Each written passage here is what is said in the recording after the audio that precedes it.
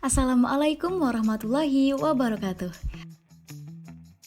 Halo semua, jumpa lagi dengan kami, tim Kukerta Balai Kampung Undi tahun 2021 di Kelurahan Bukit Datuk. Teman-teman semua, udah peduli belum nih dengan lingkungan sekitar kita? Biasanya kalau habis makan buah dan sayur, sampahnya teman-teman apain nih? Nah, kebanyakan dari kita akan membuang sampah tersebut. Ya, namanya aja udah sampah ya, pasti nggak akan berguna lagi. Tapi ternyata salah. Sampah buah dan sayur yang kita pikir nggak bakal kepake lagi, ternyata masih bisa dimanfaatin loh, dengan yang namanya ekoenzim. Apa sih ekoenzim itu? Gimana cara membuat dan menggunakannya? Nah yuk langsung aja kita kenalan dengan Doi. Ekoenzim merupakan larutan multifungsi yang didapatkan melalui proses fermentasi dari residu sampah organik seperti sayuran dan buah, gula, dan air. Gulanya ini biasanya gula coklat, gula merah, atau gula tebu.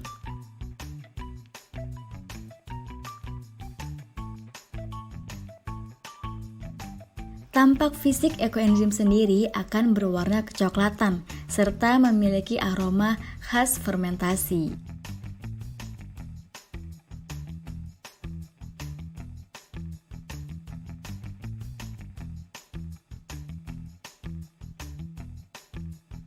Ekoenzim ini pertama kali diperkenalkan oleh Dr. Rosukon Phompanphong yang merupakan pendiri Asosiasi Pertanian Organik Thailand.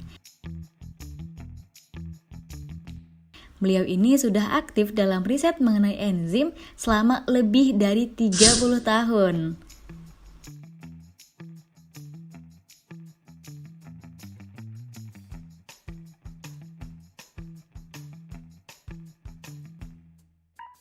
Nah, ini dia 3 alasan mendasar mengapa ekoenzim dianggap penting.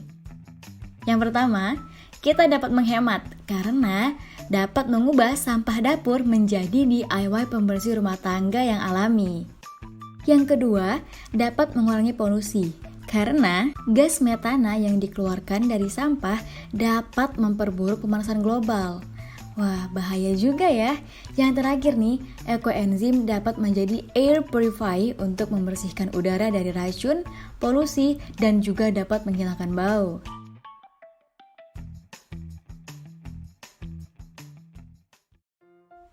Untuk pembuatan ekoenzim, kita perlu mempersiapkan alat dan bahannya terlebih dahulu. Alat yang digunakan untuk pembuatan ekoenzim diantaranya wadah.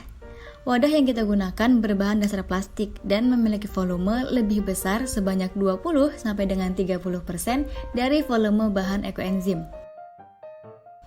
Lalu ada pisau, talenan, mangkuk, dan juga sendok.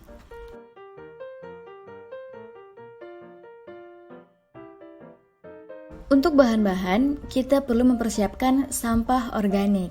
Nah, sampah ini kita peroleh dari sisa sayuran atau kulit buah-buahan. Pada video kali ini, kami menggunakan kulit pisang, kulit jeruk, dan juga mentimun. Lalu ada gula alami seperti gula aren, gula kelana, gula lontar, dan molase. Perlu kita ingat nih, penggunaan gula pasir sangat dihindari dalam pembuatan ekoenzim.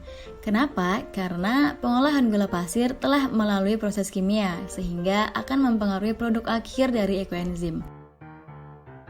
Dan terakhir, kita menggunakan air bersih yang layak minum.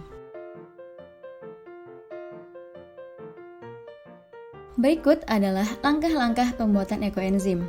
Pertama, siapkan alat dan bahan yang diperlukan. Kedua, iris gula agar mudah larut. Kemudian, larutkan gula ke dalam 500 ml air dan dimasukkan ke dalam wadah. Ketiga, Masukkan sisa buah dan sayuran ke dalam wadah berisi air gula. Jika ukuran sisa buah dan sayur besar, maka irislah terlebih dahulu sehingga menjadi potongan-potongan yang kecil.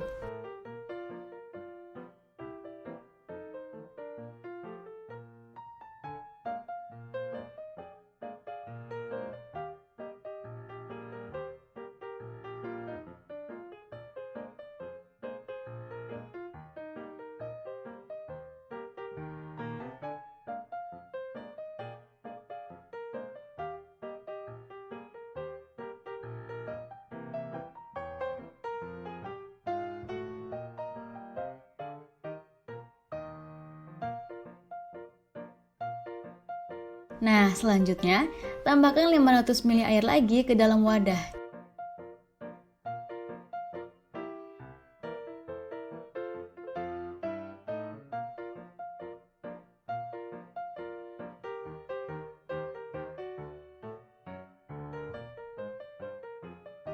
Tutup wadah dengan rapat dan catat tanggal pembuatan ekoenzim. Kemudian, wadah disimpan di tempat yang kering dan sejuk dengan suhu kamar. Kemudian, ekoenzim dapat didiamkan selama 3 bulan. Dan bukalah tutup wadah secara rutin saat minggu pertama dan minggu kedua untuk mengurangi gas yang terkumpul.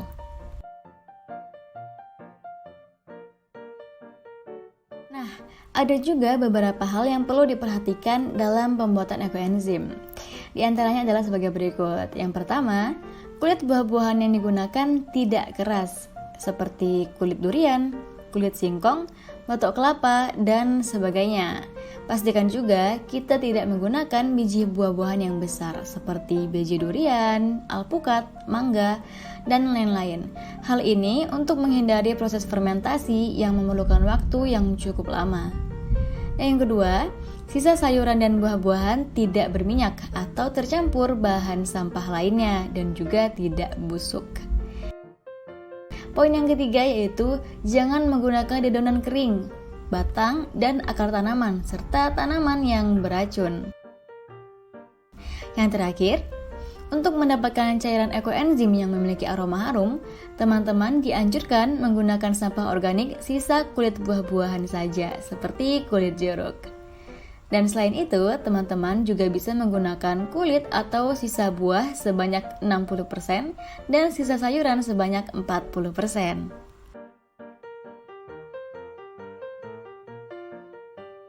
Setelah membuat ekoenzim, kamu juga perlu mengetahui indikator produk ekoenzim yang baik. Kamu dapat mengetahui berhasil atau tidaknya produk ekoenzim yang telah kamu buat dengan memperhatikan indikator-indikator berikut. Pertama, aroma cairan ekoenzim akan berbau asam sebagai akibat adanya fermentasi dan bukan berbau busuk. Yang kedua, umumnya cairan ekoenzim yang dihasilkan akan berwarna coklat hingga coklat gelap. Ketiga, ekoenzim yang baik umumnya memiliki pH di bawah 4. Dan yang terakhir, jika terdapat jamur putih, maka produk ekoenzim yang kamu buat berhasil. Namun, jika terdapat jamur hitam, maka produk kamu dikatakan gagal. Namun tenang, ada cara untuk mengatasi hal ini. Kamu dapat memperbaiki kerapatan tutup wadah ekoenzim yang kamu gunakan dan menambahkan gula sebanyak takaran awal, serta fermentasikan lagi selama 1 bulan. Namun, perlu digarisbawahi, kemunculan jamur putih bersifat belum pasti, bisa muncul dan bisa juga tidak, sehingga tidak dapat dijadikan acuan untuk keberhasilan produk ekoenzim yang kamu buat.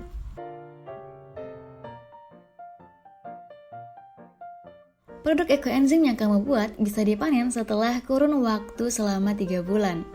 Cara pemanenannya juga sangat mudah, hanya perlu memisahkan ampas dan juga cairan ekoenzim dengan cara penyaringan. Untuk media penyaringnya dianjurkan menggunakan kain agar ampas yang berukuran sangat kecil tidak ikut tercampur pada cairan ekoenzim. Selanjutnya, kamu dapat menyimpan cairan ekoenzim ke dalam wadah tertutup seperti botol minuman bekas. Keunggulan dari produk ekoenzim ini adalah tidak memiliki waktu kadaluarsa, sehingga kamu dapat menggunakannya kapanpun tanpa batas waktu. Dan untuk ampas ekoenzimnya dapat dimanfaatkan kembali menjadi kompos atau pupuk tanaman organik.